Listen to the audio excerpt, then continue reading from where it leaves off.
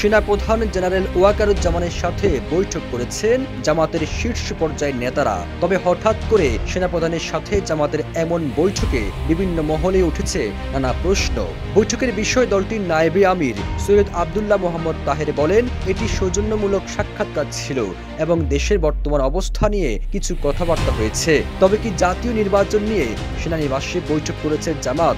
এমন প্রশ্ন উঠেছে বিভিন্ন মহলে। বৈঠকে কি কি বিষয় আলোচনা হয়েছে জানতে চাইলে জামাত নেতা আব্দুল্লাহ তাহের সংবাদ মাধ্যমকে বলেন, সেনাপ্রধান বা সেনাবাহিনীর কারোর সঙ্গে আমাদের আনুষ্ঠানিক কোনো বিষয় আলোচনা হয়নি।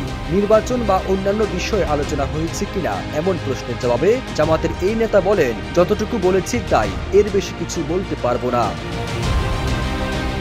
সম্প্রতি জাতীয় নির্বাচনের রোড ম্যাপ ঘিরে উত্তেজনা ছিল রাজনীতির মাঠ। প্রধান উপদেষ্টার পদত্যাগ ঘিরে এই অস্থিরতা আরো ঘনীভূত হয়। এমন প্রেক্ষাপটে সর্বদলীয় সংলাপের দাবি জানান জামাত আমির ডাক্তার শফিকুর রহমান। নেতাকর্মীদের দিক নির্দেশনা দিতে কেন্দ্রীয় মজলিসে সূরা আয়োজন করে জামাত।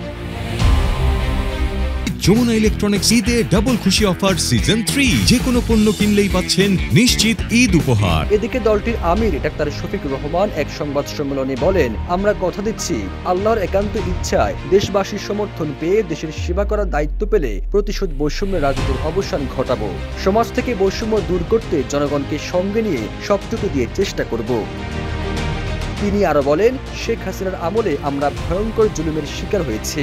আমাদের 11 জন শীর্ষ নেতাকে মিথ্যা মামলায় সাজানো, পাতানো আদালত এবং মিথ্যা সাক্ষ্যের মাধ্যমে কার্যত জুডিশিয়াল কিলিং করা হয়েছে।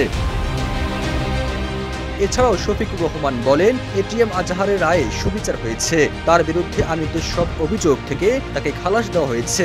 এই মামলাগুলো পরিচালনা করতে গিয়ে সীমাহীন জাল জালিয়াতির আশ্রয় নেওয়া হয়েছে। সাবেক প্রধান বিচারপতি এসকে সিনহা তার বইয়ে এটা স্বীকার করেছেন, কিভাবে বিচার বিভাগ ও সরকার মিলে বিচার নয় বরং ঠান্ডা মাথায় খুন করার ছক আঁকা হয়েছে। এমন একটা পরিবেশ তৈরি করা হয়েছে যেন কেউ প্রতিবাদ করতে না পারে। সবুজ আলম, ইত্তেফাক।